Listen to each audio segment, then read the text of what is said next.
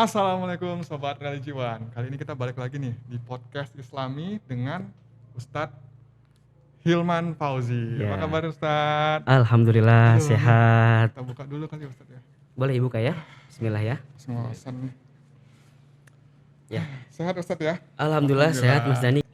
Pandangan Islam tentang pelakor ini gimana nih Ustadz? Iya. Iya, jadi sebelumnya kalau saya sih agak kurang setuju dan kurang pas juga dengan istilah pelakor sebenarnya. Pelakor, ya. Karena kalau kita menyebutkan pelakor, Hmm. seakan-akan dalam konteks ini yang salah hanya perempuan saja. Nah iya, nggak adil ya Ustadz. Nggak adil kan? Nggak adil. Enak banget sih cowok Iya. dong. Boleh jadi ya sebenarnya juga ada peran dari laki-lakinya, Iya. dari prianya yang perlu kita lihat. Maka poin pertama yang perlu kita pastikan adalah jangan mudah untuk menjudge, jangan mudah untuk melontarkan kalimat-kalimat negatif Iya. dengan negasi yang kurang baik gitu. Apalagi netizen Indonesia ini ya Ustadz ya, di sosial media Ya termasuk ngeri-ngeri ya suaranya. dengan kalimat-kalimat pelakor misalnya ya, perebut laki orang atau perebut suami orang, rasanya harus coba kita tahan untuk tidak melontarkan kalimat tersebut. Iya. Kalau benar juga, kalau benar misalnya benar, gitu ya ya. kejadiannya, ya itu sama dengan ghibah kan, menceritakan hal yang tidak baik Iya, juga. udah dia yang ngapain kita nama-nama dosa Ngapain juga lagi namanya ya, dosa Ustadz juga ya. kan. Kalaupun salah itu fitnah jatuhnya. Dan kita tahu dalam Islam itu fitnah lebih kejam daripada pembunuhan. Pembunuhan. Aduh. Jadi ya ini kan sebenarnya ujiannya bukan untuk siapapun gitu ya, bukan untuk orang yang barangkali dalam kasus ini dilihat misalnya siapa gitu, tapi yang paling penting boleh jadi ujiannya bagi kita gitu. Iya. Ujiannya bagi kita sebagai netizen, sebagai orang yang ngelihat. Udah gatel banget. Udah gatel banget nih ya kan. Boleh jadi ujiannya untuk kita agar mampu menahan diri, mengendalikan cara pandang kita terhadap satu masalah agar tidak menjadi dosa baru bagi kita gitu. Tapi kalau untuk kayak selingkuh segala macam itu azabnya itu apa sih Ustadz kalau dalam Islam ya? Kalau misalkan Iya. Jadi yang pertama memang selingkuh atau merebut kebahagiaan dari orang lain gitu ya dengan cara yang tidak baik, tentu itu perkara yang tidak diperbolehkan dalam agama Islam. Iya. Boleh jadi haram hukumnya. Sebagaimana ada satu hadis ini bagus sekali yang boleh jadi relate dengan kondisi yang tadi ditampilkan Sekarang, gitu ya. Ini hadisnya dari Abu Hurairah radhiyallahu an, Nabi SAW bersabda, "Laisa minna man khabbaba imra'ata ala zawjiha au 'abdan ala sayyidihi." Bukan golongan kami kata Nabi SAW seseorang yang menghancurkan hubungan baik antara seorang istri dan suaminya dan atau seorang budak dengan tuannya. Nah, dalam beberapa pendapatnya para ulama memahami khabbaba itu dengan istilah ada indikasi memang ingin menghancurkan hubungan. Boleh misalnya hubungan suami istri dihancurkan oleh pihak lain, baik itu laki-laki ataupun perempuan di luar daripada suami istrinya. Atau boleh juga ada pemahaman lain ketika misalnya seorang mertua gitu karena nggak suka dengan menantunya, kemudian cerita kepada si anak laki-lakinya tentang si istrinya, kemudian sampai mereka jadi retak hubungannya, juga itu tidak boleh masuk kategori yang ini. merusak hubungan itu Merusak hubungan, perkara yang kemudian mengakibatkan permusuhan di antara keduanya padahal tidak ada masalah apa-apa, itu adalah perkara yang tidak boleh. Dan bicara azab ya walau alam bisawab gitu ya. Allah yang lebih tahu. Itu Yang kan jelas kalau nggak ada masalah nih Ustadz, kadang kan ada tuh kayak kita udah tahu nih, wah si ada masalah, misalnya si cowoknya kasar atau apa, tapi si ceweknya nurut terus. Nah kita mungkin sebagai keluarga, sebagai teman dekat sengaja tuh buat ngancurin biar sadar tuh si cewek, kan ada aja tuh yang gitu-gitu.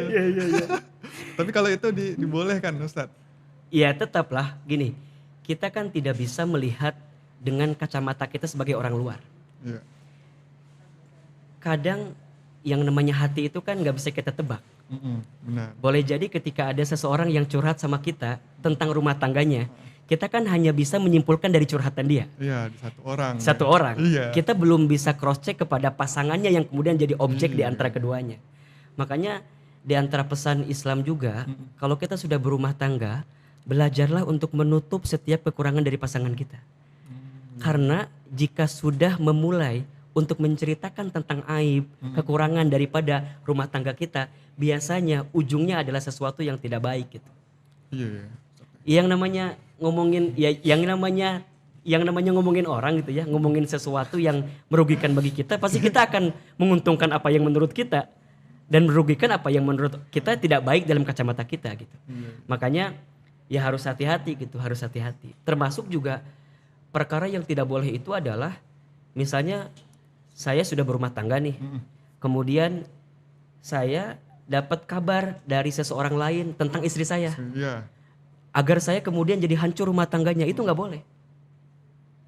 Contohnya saya diceritakan, Ustadz, istri antum tuh begini, sampai kemudian ana jadi sebel sama istri ana. Iya, Ana jadi kemudian kesal sama istri ana, jadi marah, dan ujungnya gara-gara itu terjadilah satu percekcokan yang begitu dahsyat, pada akhirnya kemudian bercerai. Itu juga tidak boleh. Termasuk, ini mohon maaf ya, kalau ada seorang perempuan yang senang sama laki-laki yang dia sudah menikah, Iya. kemudian dia minta sama laki-laki itu, ceraikan istrimu Wah, itu untuk kemudian mencintaiku, itu juga tidak boleh. Jadi perkara yang apa ya, istilahnya merebut kebahagiaan, boleh lah ya, Ustaz. mengambil sesuatu dengan cara yang zolim, padahal tidak ada masalah apa-apa dengan mereka berdua, tapi dengan hadirnya kita menjadi tambah kisruh, tambah sesuatu yang jadi rumit, itu perkara yang tidak Tapi diperbolehkan. ada lagi nih Ustadz, kayak misalkan si cowok itu ternyata dia lebih cinta nih sama yang ini perkara cinta nih, ternyata sama istrinya dia nggak cinta, itu sebenarnya cinta kah atau nafsu ya? Iya, jadi gini, saya seringkali menerjemahkan cinta itu kan rasa yang mulia ya, Iya. yang dianugerahkan oleh Allah yang Maha Cinta. Harusnya ketika seseorang mendapatkan anugerah rasa cinta di hatinya, membuat rasa itu semakin menjadikan dirinya semakin dekat dan taat kepada Allah, bukan sebaliknya. Kalau ada seseorang di antara kita yang mengatasnamakan cinta, tapi dalam hari-harinya dengan mengatasnamakan cinta itu malah membuat dia jauh dari Allah, melanggar aturan Allah, melakukan sesuatu yang dibenci oleh Allah, rasanya itu bukan definisi cinta. Itu namanya nafsu. Nafsu. Yang nafsunya dibelenggu oleh syaitan, Setan. yang ingin kemudian mendatangkan hal-hal yang dosa dan maksiat.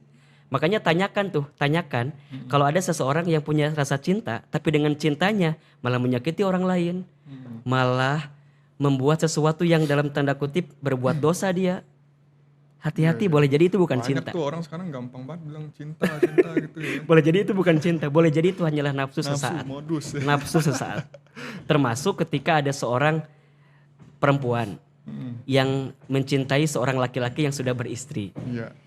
Kita perlu sedikit mengevaluasi diri sih, apakah benar itu cinta atau hanyalah nafsu sesaat, dan kita tidak berpikir panjang tentang konsekuensi yang akan terjadi dari mencintai orang yang sudah dimiliki oleh orang Dari lain. niatnya aja udah salah. Sudah Ustadz. salah. Itu kayaknya nggak cinta gitu. Dan memang pada titik akhirnya adalah seorang suami terutama ya, seorang laki-laki di sini harus punya sikap yang pandai mengendalikan hawa nafsunya. Makanya dalam kasus yang disebut pelakor gitu ya, Iya. kalau saya sih tidak 100% menyalahkan sisi perempuannya. Iya, si cowok kenapa tergoda? Boleh jadi yang paling besar adalah sisi dari laki-lakinya. Laki-laki, Yang dia tidak mampu mengendalikan hawa nafsunya, tidak mampu menundukkan matanya, sehingga dia tergoda dengan perempuan lain daripada istrinya. Itu. Udah punya istri, udah punya Betul. anak, apalagi Betul. sih gitu ya. Makanya sebenarnya apa sih yang dicari gitu ya? Apa sih yang dicari? Satu kali kan ada kisah kalau tidak salah, ada seorang pemuda yang kemudian menyampaikan kepada baginda Nabi gitu, bahwa aku tergoda dengan seorang laki-laki, seorang perempuan yang ada di luar gitu. Kemudian Nabi bertanya kepada pemuda tersebut, apakah engkau sudah punya istri di rumahmu? Kemudian dia menjawab, iya ya Rasulullah. Apa kata Nabi? Pulanglah ke rumahmu. Karena sesungguhnya apa yang kamu lihat di luar rumahmu tentang perempuan itu ada pada diri istrimu. Dan kalau setiap suami memahami konteks saat dia berumah tangga, saat dia menjadi seorang suami, dan itu tanggung jawabnya besar, dia harus kemudian menjaga, membimbing, menguatkan rumah tangganya, maka dia tidak akan mudah tidak akan mudah tergoda dengan keadaan rasa cinta yang barangkali sesaat. Yang namanya Ya yang namanya suka sama orang wajar sih ya Mas Dani ya. Iya. Apalagi mungkin kerjaannya bareng, Tapi- hari-harinya ketemu dia. Tapi ini sukanya diterusin nih. Nah, yang keliru adalah saat itu semua di luar daripada pengendalian yang seharusnya. Iya. Makanya dia harus flashback ke awal-awal saat dia menikah. Nah, bayangin lagi tuh ya Ini Ustadz, catatan perjuangannya. penting ya, saat kita menikah itu seorang laki-laki terutama ya. Karena ini poinnya laki-laki nih. Ya, Ini seolah-olah kayak menasihati dari saya sendiri gitu ya. Jadi saat seorang laki-laki menikah itu maknanya saat dia mengucapkan kalimat akad nikah, kata para ulama itu maknanya itu dalam sekali, Mas Dani. Maknanya adalah saya terima semua kebaikan yang ada di istri saya dan saya pun siap menanggung apapun kekurangan yang nanti ada di istri saya. Dan itu adalah kalimat yang saat dia berakad bukan hanya sedang berjanji di depan ayah si perempuan itu, Iya, banyak tapi yang paling luar biasa dia sedang berjanji di hadapan Allah. Allah. Makanya jangan main-main dengan akad nikah. Iya. Jangan main-main dengan kalimat yang dilontarkan ketika dia menikah. Karena itu disebut dengan mitsaqon golizo katanya. Perjanjian yang kuat, kesepakatan yang agung, malaikat mencatat, semesta menjadi saksi, dan Allah menerima janji kita di saat itu. Jadi bukan hanya sedang berjanji kepada calon kita, bukan hanya sedang berjanji kepada ayah calon kita, bukan. Tapi yang paling Langsung penting ke dia Allah. sedang berjanji kepada Allah. Wah, Maka saat dia berumah tangga, jadi seorang suami dia nggak akan mudah untuk untuk menodai gitu. iya. Kata-kata yang sudah dia ucapkan, ikrarkan di hadapan Allah gitu. Dan kalau sudah begitu, harusnya Allah. kita bisa belajar untuk mengendalikan hawa nafsu kita.